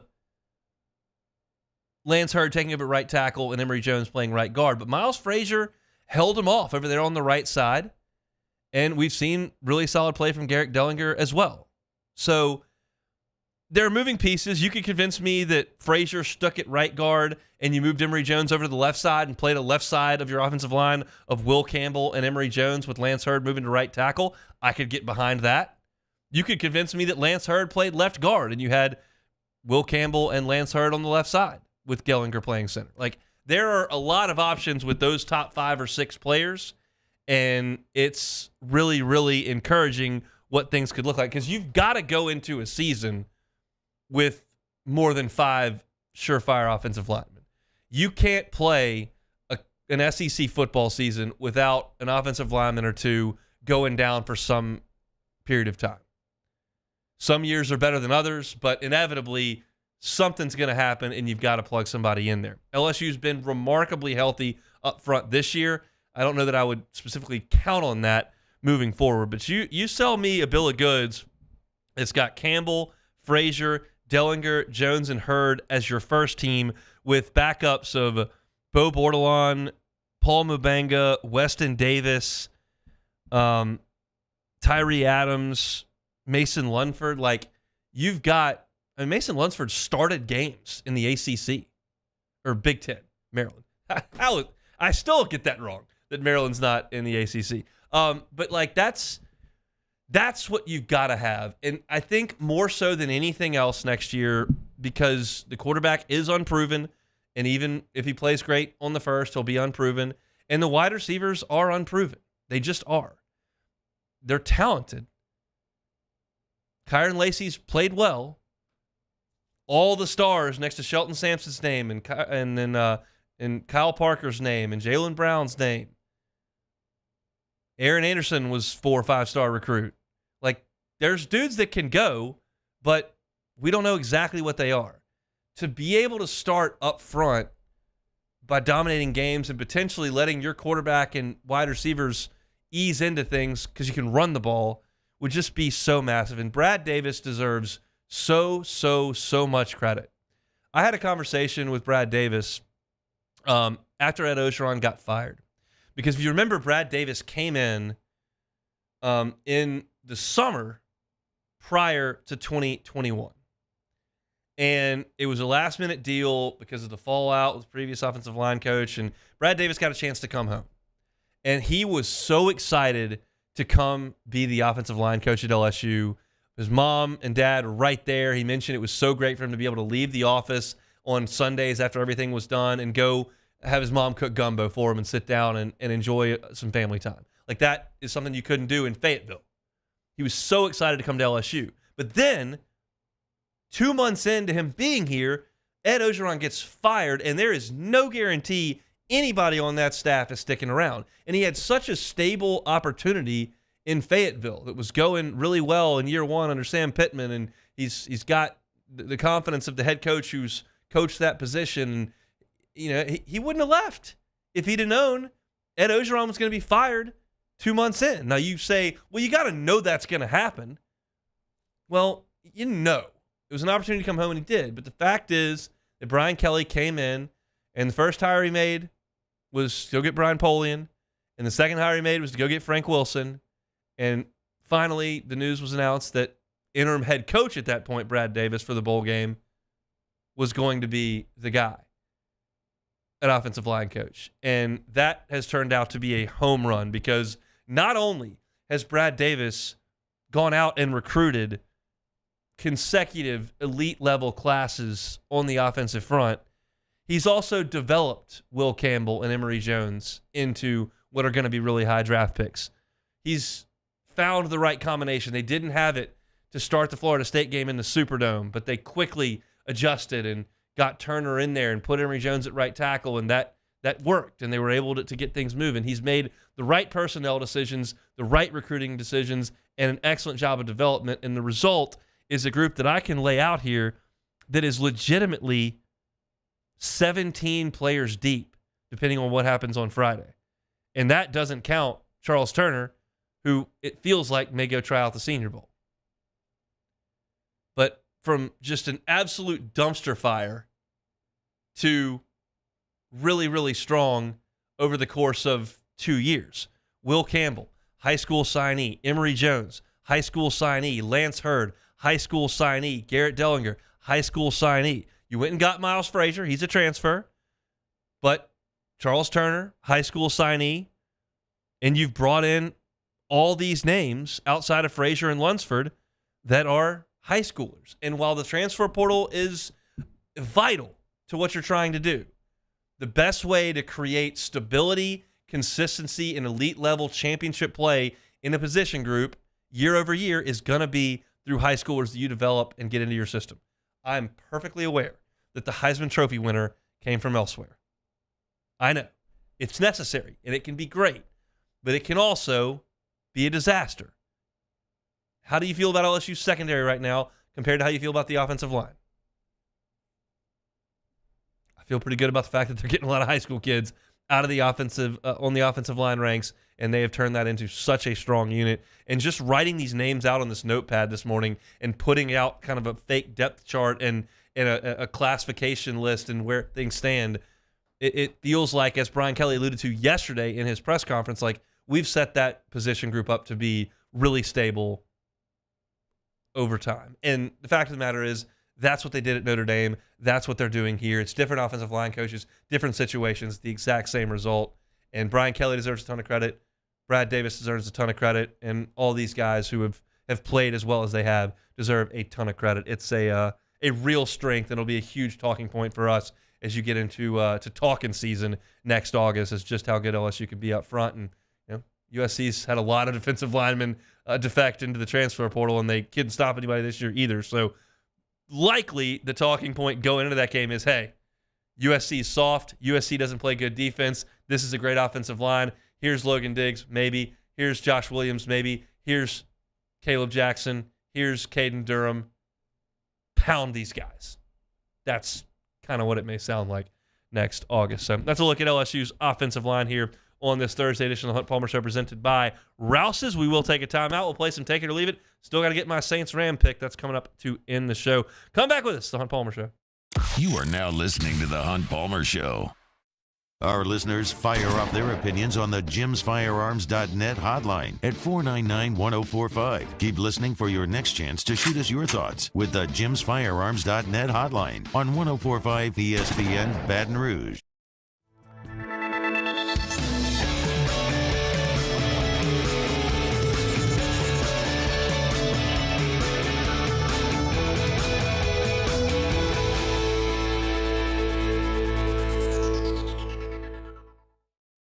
Follow us on Twitter at 1045ESPN to cast your vote in the Citizens Bank and Trust Poll of the Day. Vote daily inside Off the Bench, live at lunch, Hunt Palmer. And after further review, Citizens Bank and Trust brings you the Poll of the Day via Twitter at 1045ESPN. Hey, boat owners, check it out. It is the holiday season, which means it's time to buy yourself a gift by taking your boat to the next level with our friends at Front to Back Boat Service. Now is the perfect time to upgrade your boat and get it ready for that warmer weather, whether that's trolling motors, HD sonar, anything and everything. The Sherman family's been at it for 30 years, and Devin's going to take you through 30 more. Find him on Facebook at Front to Back Boat Service, or go to fronttobackboatservice.com. Would a couple that just came from a couples massage have any use for the massage seats of the Infiniti QX60?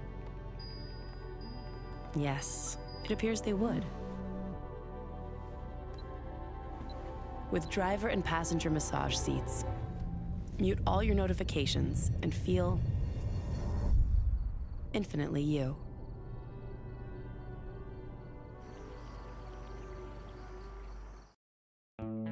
The importance of doing this Fortified program and offering it to people down here is, number one, the only real chance you're going to get to do this is when you put on a new roof or build new. And through companies like HUDCO, who's kind of leading the way in this thing, it's going to offer the customers a huge advantage in the insurance market and the price of their insurance. You know, we're not looking to make a fortune off fortifying. We're trying to give you a better product than our competitor at the moment. I'm trying to do something that he can. I'm trying to give you something better. So a lot of these insurance jobs, you're getting a re-roof, you're only paying your deductible. Let's sit down and talk about the Fortified and let's see what it does to your insurance premium. You're getting a steal. Yeah. You're getting a brand new roof and a Fortified certificate for your deductible, essentially. And I think we're rocking and rolling.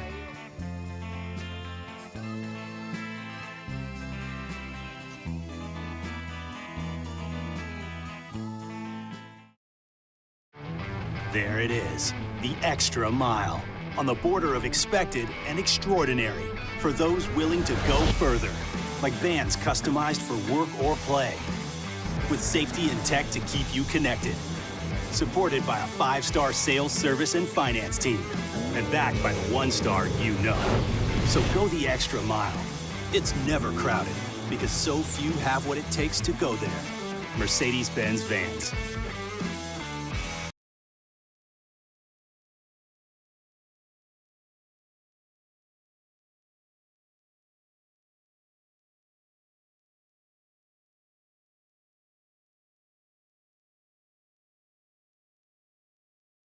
To bed down and touch your shoes, find hands-free Skechers slip-ins in a Skechers store, Skechers.com, or wherever stylish footwear is sold.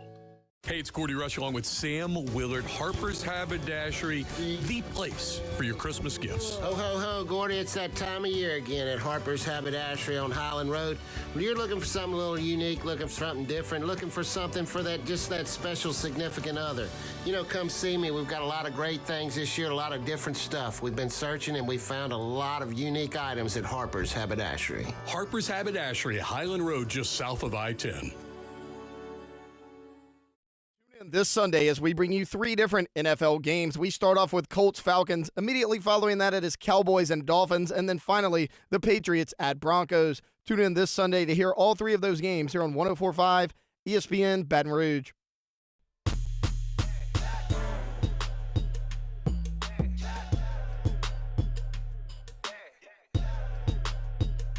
This is the Hunt Palmer Show on 104.5 ESPN Baton Rouge.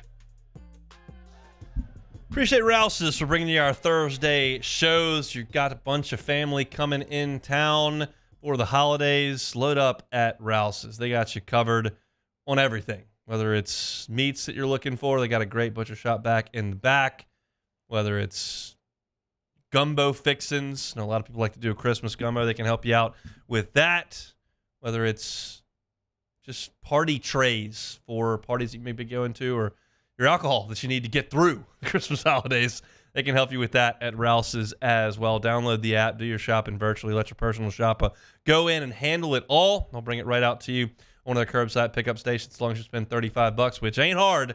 They will give you no additional charge for your personal shopper going to do your shopping virtually. So Rouse's brings you our Thursday shows, and we appreciate them very, very much. All right, let's play some Take It or Leave It. All right, first one here in an Instagram comment. Tom Brady said that QBs are at as much fault for wide receiver injuries as the defenders making hits. Take it or leave it. I'll leave it. I mean, I guess technically if you lead somebody into some trouble, that is kind of your fault. But, it's not like all these guys are wide open. It's not like, you got a bunch of guys throwing that Reggie Bush swing route that breezed through. Like that doesn't happen all that often. There aren't very many windows to throw it into. What I take from this is that Brady, who's making some more comments. Yeah, he's not really holding his tongue. He's angling for some TV gigs. Yeah. And I don't think that's going to be hard for him to come by, obviously. I think somebody will drop $1 bajillion right in his lap to do it. But I feel like he wants to be relevant in football commentating. He's been such a robot for so many years in his playing days, and I'm curious to see if he comes out of his shell a little bit when the time comes to do TV. Like on those televised golf events, the match, like he's a little stiff. He can't keep up with Peyton in terms of the wit. Yeah. But it feels like he wants to get in there and mix it up with some TV. So we'll see. Drew wasn't great at it, and Peyton's great at it. So we'll see what Brady's got. Joel Embiid is averaging 35 points per game for the season as Christmas approaches. No center has averaged that much since Wilt Chamberlain. Embiid will be the MVP this year. Take it or leave it. I'll take it. It feels like it right now. I mean, he's also averaging like almost 6 assists a game. Like he is taking over. And we know that Joker's kind of, I mean, he's phenomenal, maybe the best player in the world, but he's won this on the back of statistics. Yes. And I feel like Embiid can match that. He's now got Maxey, who's kind of his wingman. It goes a lot better than it did with Harden. So, yeah, I think Embiid does have the inside shot at the title. He's really good, and like it's funny to watch Embiid and Joker play because we went through an era where the dynamic players were Westbrook and LeBron and these guys that were flying through the air and moving so fast, and those two guys just kind of plod along, and they're fine. They're not supposed to, but they plod along. That's games at their pace, and you just can't really do anything with them, and it's fascinating to watch. It's kind of like a renaissance of the big man. It's almost like the game sort of transitioned, and now these guys are coming in, and a lot of teams don't have anyone that can guard them because they don't have any big men like that. Right. I would probably rather watch Derrick Rose, Chicago-style, knife through the defense and make plays at the rim, and Westbrook do the things that he was doing, and LeBron, of course, than watch Jokic and Embiid. But I can certainly appreciate how impressive it is that they can completely control the flow of a game at a much slower speed. Yep. Kentucky and Louisville will play tonight. Underrated rivalry. Take it or leave it. I'll take it. Duke Carolina gets all the juice, rightly so. That's a monster. But like when a big time college football game takes place, the biggest share in the market goes through like Birmingham and Alabama because it's just in the fabric of who they are. It's college football. Even if it's not involving Alabama or Auburn, Alabama gets a huge number on college football. Kentucky as a state does the same thing in basketball. They are obsessed. It's bourbon, horse racing, and college hoops. And Kentucky is the big dog in the state, but Louisville's got its diehards, and they hate each other. Like absolutely hate each other. Now this is an interesting deal because Kenny Payne's the head coach at Louisville, and he came from Calipari's staff, and there's some friendliness there that's not exactly Patino and Calipari, but. That's a monster rivalry that I think a lot of people, like in this state, don't think twice about. But they care up there for sure. And Kentucky's going to beat them by 30. Yeah, Louisville's not good. The MLB is tinkering with more rules, the latest being that they are going to widen the base path from home to first. The lane will now extend to the cut of the infield grass. Take it or leave it. So it's never made much sense at all that the runner's box is in foul territory where you're supposed to run, and the base is in fair territory. So literally, if you were to stay in the box, you could not touch the base. You have to cross into fair territory at some point. I think they should keep the runner's lane fair and just say if you got to make a play defensively, like you're going to have to deal with the runner. There's that's a good break if you get it and you're blocking them out. I think those calls they make where the runner is technically out of the line, but it's not egregious and they're running in line with the base are always crazy. So I'll need to see a picture of this and understand kind of what the rule is. I think the rule is going to be, I think it's going to be doing what you're talking about, where now it's going to be all the infield grass, so you don't necessarily have to be as long as you're in the foul dirt territory. Yeah, as long as you're in the dirt, you're good to go. I think that's perfectly fine, and I think we can make that work. So again, there's so much tinkering that goes on in every sport and every deal, and I kind of roll my eyes at a lot of it. People love the pitch clock, and we'll see what this does. But that rule has never made a lot of sense to me conceptually because you have to run in one lane and then you have to cross over to touch the base. Yeah. That's never made sense. Next one here. Former NHL great Jaromir Jagr made his season debut in the Czech Hockey League at age 51. This will be his 36th season as a professional, playing pro hockey at age 51. Take it or leave it. I'll take it. If you're gonna do it, you got to do it at 51 and not 68. Like there's only a finite amount of time you can do this, and it's about to be gone. It probably is gone, but look, if he wants to play, and we're not talking about significant CTE here, have at it. I'm not going to watch the Czech Hockey League, and Jaromír Jágr is a legend, and he wants to play at 51. Have at it. I think that'll probably sell some tickets. But, yeah, you're not going to be able to do it in 15 years, so get on the skates. Let's go.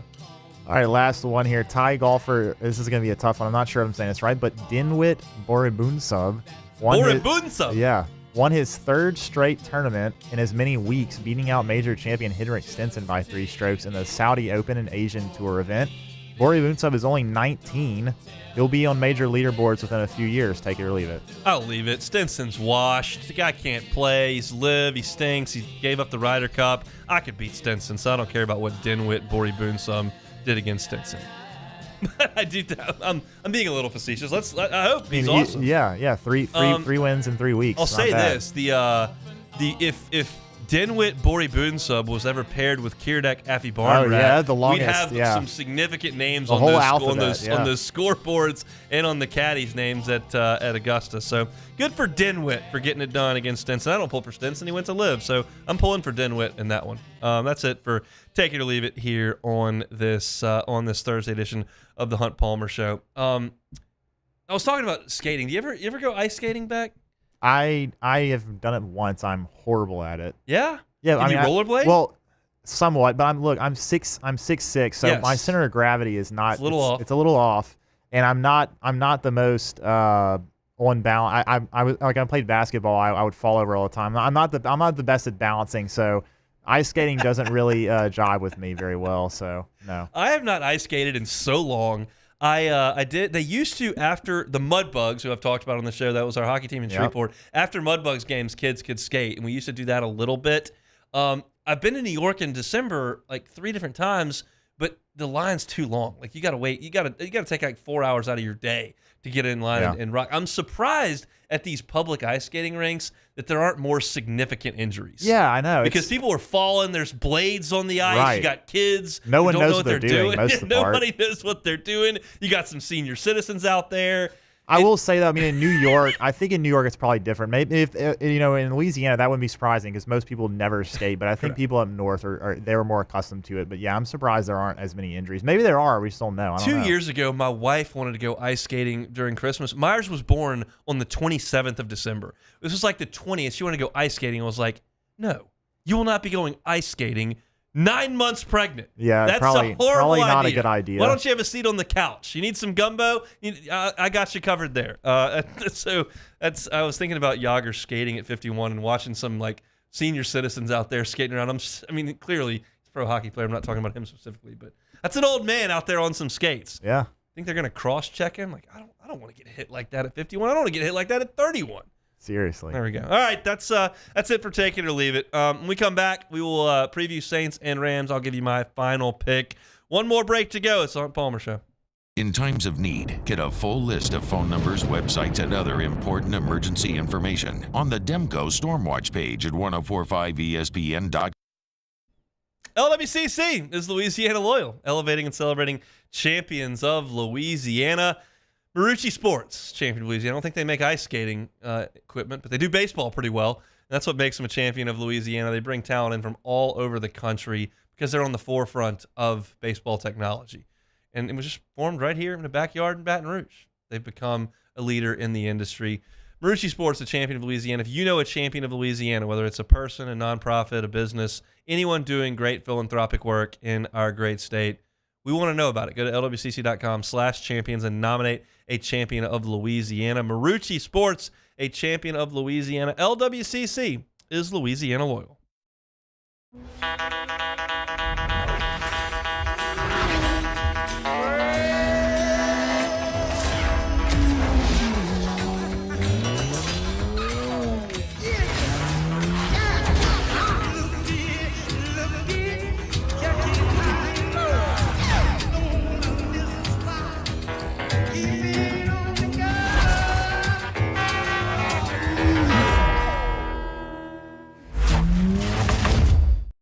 Hey, it's Matt Moscona. For years, you've heard me tell you about Insurance Network of Louisiana, helping you find better coverage for less money. But it's not just for your home and auto. They also offer commercial property. So retail stores, professional offices like doctors, dentists, attorneys, clothing boutiques. Insurance Network of Louisiana can find you better coverage for less money. They service the entire state of Louisiana, and they're local. So call today at 293-0450 or lainsurance.net.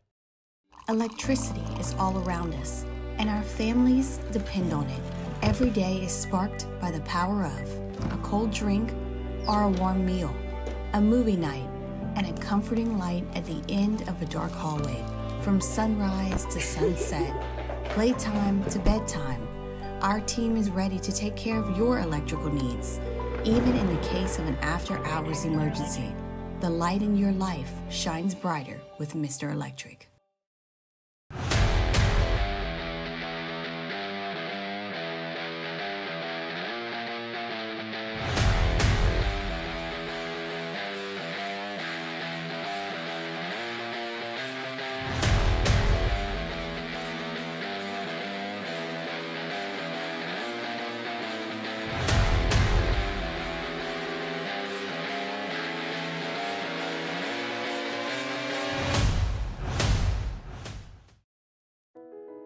I've been doing business with Luba for 25 years. They're dependable, trustworthy. It's just the attention to detail with our clients. Our folks have years and years of experience. They're highly trained professionals, but many companies have that asset. What I'd like to think makes Luba a bit different is that we use those talents in a way that truly is dedicated to serving the needs of the folks who depend on us. The interior of an Infiniti is thoughtfully designed to be all about you. And by you, we mean every version of you. Because there's luxury you can feel, and there's luxury that lets you feel. Infinitely you. Experience luxury like never before with Infiniti Premium. Matt Moscona inviting you to join us for Thursday's AFR, presented by the Aesthetic Medicine and Anti-Aging Clinics of Louisiana. It's game day, Saints and Rams. Mike Triplett joins us. We'll give you a final preview and prediction, 3 to 6, 104.5 ESPN, Baton Rouge.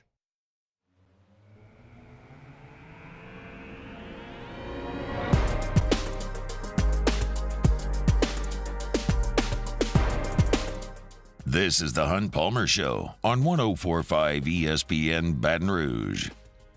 That's your travel. Tomorrow's a huge travel day for a lot of folks that are hitting the road, my family included. It'll be after my show, but if you are traveling tomorrow, we will be a-working. OTB will be going tomorrow 7 to 10. You'll have live at lunch from Rufino's tomorrow from 11 to 1. I'll be here, and Matt will also be here from 3 to 6 on After Further Review. So make us part of your travel plans, whether that's live, if you're in the car or heading to the airport, or you want to catch our podcast, you can always catch everything we do on demand at 1045ESPN.com's on demand tab, Apple Podcasts, Spotify, Google, wherever you find your sound, you can find us, and always on YouTube as well. So if you are hitting the road or the friendly skies tomorrow, make us part of that. We certainly appreciate you hanging out with us, especially here from 1 to 3 on the Hunt Palmer Show. Big one tonight for the black and gold in SoFi. This is exactly where we thought the Saints would be. Hovering around 500, beating some bad teams, playing some good defense, Carr, hit or miss. Like, all of these things were very believable early in the season or even preseason. And now you look up and you've got a 3-game season. And if the Saints win out, they will win the NFC South and they will get a home playoff game. If they go 2-1, we'll see. If you go 1-2, you're toast. And if you go 0-3, obviously, you're toast. So you've created a very dramatic situation. I don't know how exciting it is. I was curious to see how my Saints fans friends were feeling this morning. One of them said, forgot the Saints play tonight. That's an indication of where he is with the team. The other one said, I really want to see a Saints playoff game in the Dome against the Cowboys or Eagles. I'm fired up. Let's go. I like that answer better than the first one, but I get both of them. I understand. But the question for tonight is like, okay, what are the Saints? Are they the really solid unit that put the clamps on New York and Carolina defensively? Are they the efficient offensive group that played very, very well last week and has scored 9 of their last 10 trips into the red zone? Or are they a team that's beating up on the bottom of the league? Because the Rams, while they're not the Super Bowl team they were a couple of years ago, are not a bottom of the league team. They've won 4 of 5. Their only loss in that stretch was a 6-point loss at Baltimore, who's the 1 seed in the AFC. They're averaging 33 points per game over the last 4. Stafford in his last 4 games has thrown 12 touchdowns to 1 pick. He's completing 66% of his throws over that time. He's got Puka Nacua, who's been fantastic, over 100 yards 5 times. Cooper Kupp is back and healthy. And they've got a young running back that they found out of nowhere that's been great. And the Saints' run defense has not been good. They're the 9th worst in the league in run defense. But the Rams' defense is gettable, and Carr played pretty well. So can the Saints keep up is the question. Because as I look at this game, and I'll give my pick here at the end, I see a game where the Rams score. I think that the Rams are going to score upper 20s, maybe 30 points. Can the Saints keep up? I asked Luke Johnson about that in the segment we did earlier today. And Luke said, yeah, I think they can. Look, Olave's back. Kamara's healthy and involved. Jimmy Graham's involved in the red zone now. Shaheed is healthier than he's been. I'd like to have Ramczyk back, but Landon Young played okay last week. And you've kind of patched up what was a terrible offensive line for the first month of the season. So tonight, I have lower expectations for the defense, but my expectation for the offense, they've got to rise up. And when you signed Derek Carr, you knew that it wasn't going to be an MVP level start to finish. But there is upper echelon quarterback play in there. It's not Tommy DeVito. It's not rookie Bryce Young. It's not Jimmy Garoppolo. It can be better than that. And it's going to have to be tonight for the Saints to keep up. Got to block Aaron Donald. I'm glad that's not my assignment for this evening, but you've got to make that happen. You win tonight, you set up so much next week in Tampa. Do you really believe that Baker Mayfield and that Bucs team is a juggernaut? They looked it in the Superdome 2 months ago, but they're fallible. And Atlanta is a mess that's coming to you in week 18, game 17. You set up just such an opportunity with a little bit of a long week. If you can get this done tonight in SoFi, and what I don't believe is going to be a very intimidating crowd at all. Saints are going color rush with the whites. See the Rams in blue. Maybe a little revenge for the Nola no call. We'll see. It's time for me to give my pick for the Saints and the Rams. New Orleans Saints.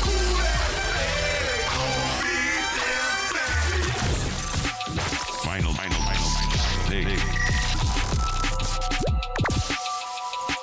Now, laid it all out there. And I'm excited to watch. And as I mentioned, which is not a spoiler, I just told you this a minute and a half ago, I think the Rams do put up points against the Saints defense. The Rams have a good offensive front that has not allowed many sacks at all this year. And so I don't think the Saints pass rush we saw get 7 last week shows up very much. I like what they've done with Vaughn. I like what they've done with DeMario Davis bringing him, and Granderson's been very good. But still, you're towards the bottom of the league in sacks. I don't expect a lot of those. And I think that with Kupp and Nacua on the outside, even though the Saints defense does do well covering, they'll give up some points like they did against Jacksonville, like they did against Detroit. I like the Rams to score 31 tonight. Question is, can the Saints offense keep up? Okay. Can you protect Derek Carr? Is he efficient in the red zone? Because you've moved the ball. Can you be efficient in the red zone and get Jimmy Graham involved and get Taysom Hill involved now that he's back? I just don't trust them yet. And I don't think, yet, I shouldn't say yet. I just don't trust them to go on the road in a short week and do that. So my final score prediction for this one tonight is the Rams 31, the Saints 16. I think the red zone troubles come back.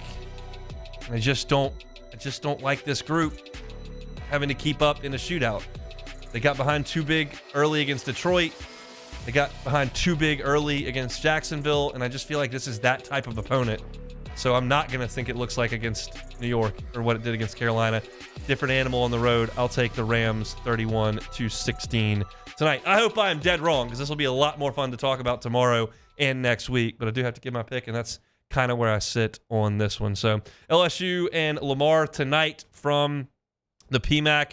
I mentioned it earlier. Lamar shoots threes really, really well, and LSU defends them very, very poorly.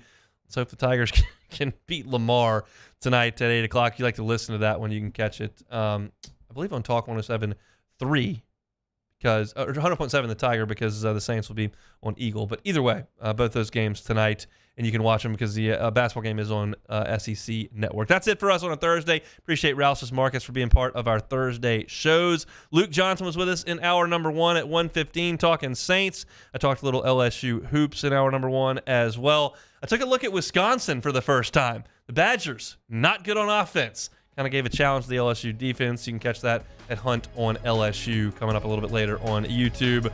Also talked a little LSU offensive line. We're back tomorrow, same time and same place, reacting to the Saints. That show will be brought to you by Cork's Cajun Fried Fish and Shrimp. Matt's about to drive you home on After Further Review. See you tomorrow.